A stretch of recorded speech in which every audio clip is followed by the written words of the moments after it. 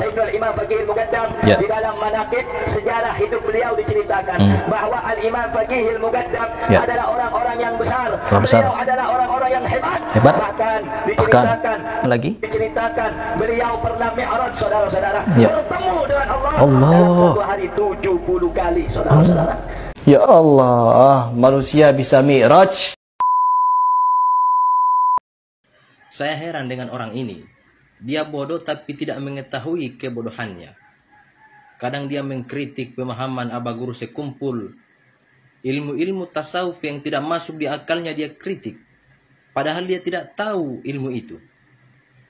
Mengenai mi'raj, perjalanan menuju Allah. Semua manusia yang sudah bermakrifat kepada Allah, maka dia mampu melakukan perjalanan menuju Allah Subhanahu wa ta'ala. Tetapi beda perjalanan kita dengan perjalanan Nabi Muhammad. Sebab Nabi Muhammad adalah manusia yang paling mulia. Tapi yang pada intinya kita juga mampu melakukan perjalanan menuju Allah Subhanahu wa ta'ala. As-salatu mi'rajul mu'min. Salat itu adalah perjalanan mi'rajnya orang-orang yang beriman. Kalam ini terdapat di dalam kitab Ruhul Ma'ani. Ada juga dalam kitab Tafsir Naisabur.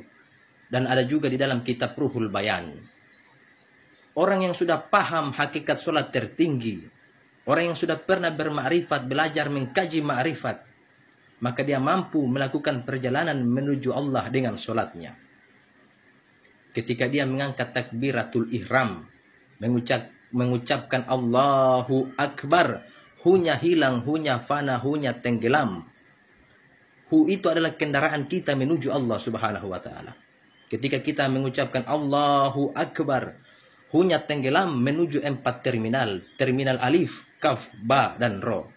Allahu alif, Allahu kaf, Allahu ba, dan Allahu ro. Akbar.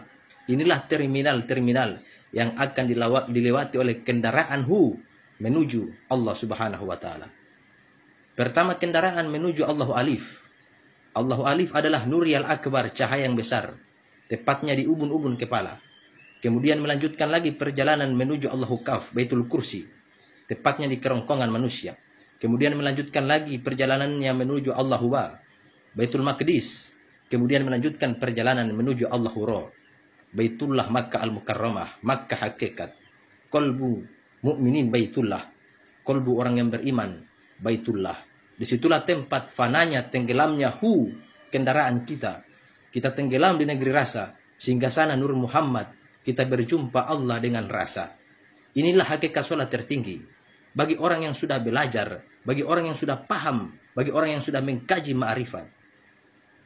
Orang yang tidak sampai ilmu ini, dia tidak akan paham. Sampai kapanpun dia tidak akan paham.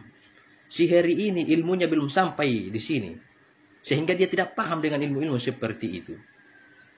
Di dalam kitab Fijilalil Quran, yang ditulis oleh Sayyid Safiq, yang ditulis oleh Sayyid Kutub. Beliau berkata, solat itu mengandung 3 makna. Silatun liqaun dan waslu. Salat itu merupakan silaturahmi seorang hamba dengan Tuhannya. Salat itu liqaun, persambungan, pertemuan seorang hamba dengan Tuhannya. Dan salat juga adalah waslu, persambungan hati seorang hamba dengan Tuhannya Allah. Ini hanya bisa dipahami oleh orang-orang yang paham, oleh orang-orang yang sudah pernah belajar hakikat salat tertinggi. Kita berjumpa Allah tapi kita tak mampu memandang wujudnya Allah. Kita tidak mampu memandang zatnya Allah. Nabi Muhammad saja ketika selesai Isra Mi'raj ditanya, apakah engkau melihat Tuhanmu? Nabi Muhammad berkata tidak, karena ada cahaya yang menghalangi penglihatanku. Tapi kita berjumpa Allah dengan rasa. Ini mengenai rasa. Tidak semua orang paham ilmu-ilmu seperti ini. Si hari ini ilmunya tidak sampai di sini, makanya dia tidak akan paham. Makanya dia mengkritik ilmu-ilmu seperti ini. Bukan berarti dia pintar, tapi kebodohan.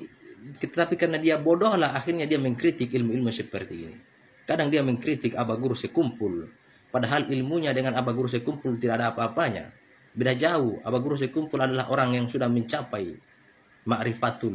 ma'rifatullah, ilmu tingkat tinggi. Dikritik oleh orang-orang yang baru belajar syariat.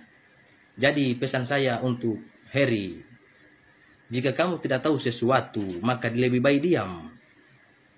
Jangan kamu mengkritik sesuatu yang tidak kamu tahu ilmunya. Wala takfu ma laysa laka bihi ilm. Jangan membicarakan, jangan melakukan, mengkritik sesuatu yang tidak kamu tahu ilmunya. Perluas ilmumu. Bertanyalah kepada orang paham supaya engkau paham.